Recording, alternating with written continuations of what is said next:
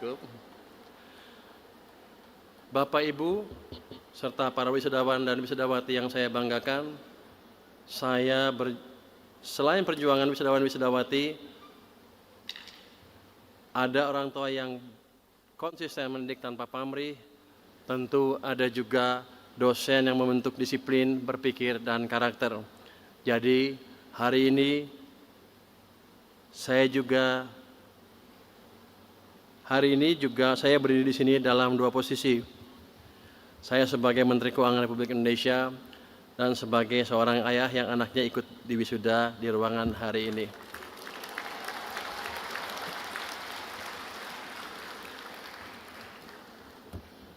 Sebenarnya Pak Rektor, saya kesini agak takut.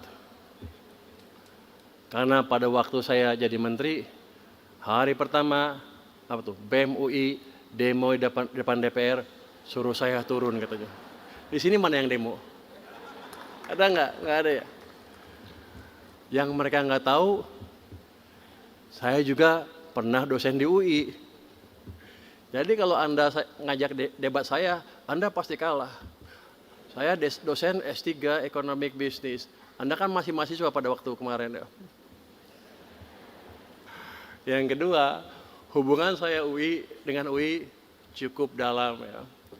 Waktu saya jadi ketua lembaga penjamin simpanan, saya mengalokasikan dana cukup untuk membantu program di Fakultas Teknik UI yang bekerjasama dengan Fakultas Teknik di Berkeley.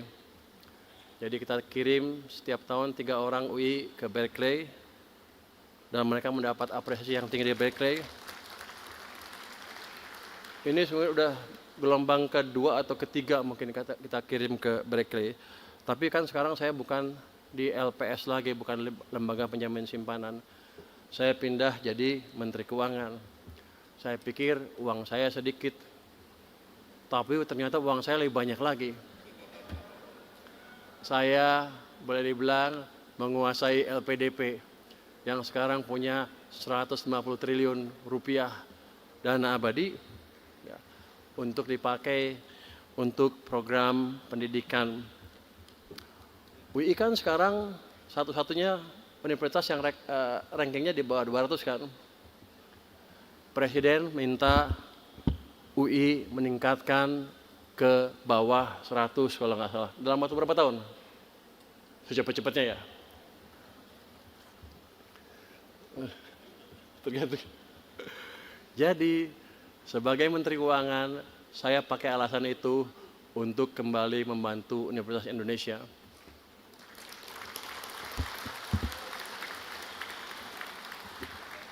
Kalau tadi Anda lihat dana abadi ternyata baru 260 miliar ya Pak ya. Masih kecil. Kecil ya. Untuk tahun ini lewat LPDP kita berencana, boleh ngomongin boleh kan ya. Biasa Menteri Keuangan ini. Anak buah saya nggak bisa marah sama saya. LPDP di bawah saya, kalau dia ribut saya ganti dia kepalanya. Tahun ini kita rencanakan memberikan bantuan kepada Fakultas Teknik ya itu. Apa UI semua? Fakultas Teknik itu sekitar 100 miliar rupiah. Jadi nanti BEM jangan protes lagi. Dan sekarang di titik ini ada satu pertanyaan yang mesti kita hadapi bersama. Anda mau jadi apa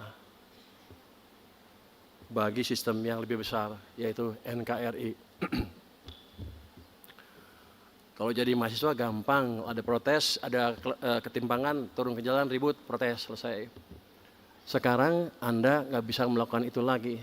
Anda sebentar lagi adalah pelaku yang menentukan arah ekonomi ke depan, arah bangsa ke depan, dan nanti Anda yang akan diprotes oleh BEM-BEM di bawah Anda. Jadi kalau Anda cerdas, ajarin mereka, ke depan jangan banyak protes, belajar aja gitu. Supaya Anda nanti nggak diprotes. Bapak, Ibu yang berbahagia, saya dididik sebagai insinyur lulusan Teknik Elektro dari Institut Teknologi Bandung. Di sini elektro mana?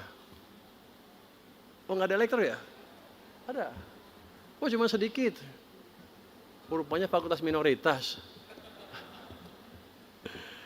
Waktu itu saya belajar tentang arus, tegangan, sistem kontrol, dan stabilitas. Setelah lulus, saya bekerja sebagai field engineer offshore, di onshore juga, di selam bersih. Lingkungannya keras, keputusan harus cepat, dan konsekuensinya nyata. Jadi di lapangan itu, keputusan cepat, kalau kita salah ambil keputusan, kita bisa mati. Jadi ancamannya betul-betul nyata. Saya kerja di sana 5 tahun dengan ancaman yang seperti itu. Maka ketika ancaman dari BEM UI suruh mundur, ya gampang, paling mundur. Kecil itu. Tapi kita pastikan kita menjalankan apa yang diminta oleh masyarakat kita. Di lapangan tersebut saya belajar satu prinsip yang sangat sederhana tapi fundamental, yaitu sistem secara keseluruhan ya. Seorang insinyur tidak boleh melihat satu kabel saja, dia harus melihat seluruh rangkaian. Kalau satu komponen gagal, efeknya menjalar dan tidak berhenti di satu titik saja.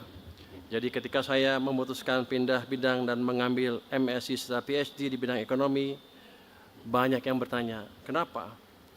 Jawaban saya sederhana, saya ingin memahami sistem yang lebih besar.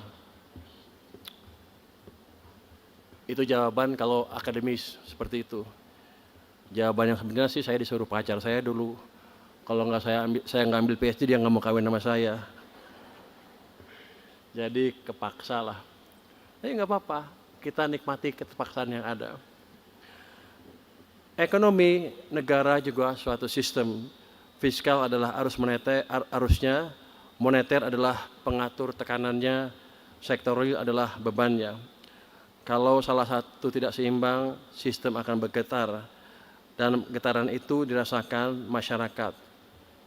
Cara berpikir teknik itu yang saya bawa ke kebijakan fiskal.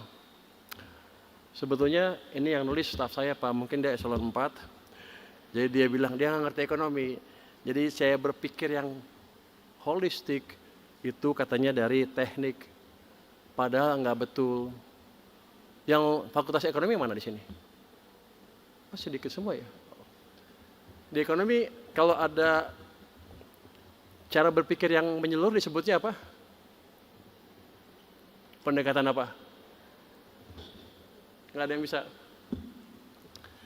Kalau Anda mungkin baru belajar ilmu ekonomi sepotong-sepotong, itu kita bilang partial equilibrium approach. Tapi kalau Anda udah jadi pengambil keputusan nanti, Anda harus mengambil approach secara general equilibrium, di mana semuanya dihitung, kejutan di satu titik akan mempengaruhi ke tempat lain. Itu harus Anda hitung terus-menerus. Jadi mungkin sekarang ilmu Anda belum cukup karena baru S1, jadi yang mau belajar terus, dalami terus untuk memahami hal itu. Indonesia masih membutuhkan orang-orang pintar lebih banyak lagi.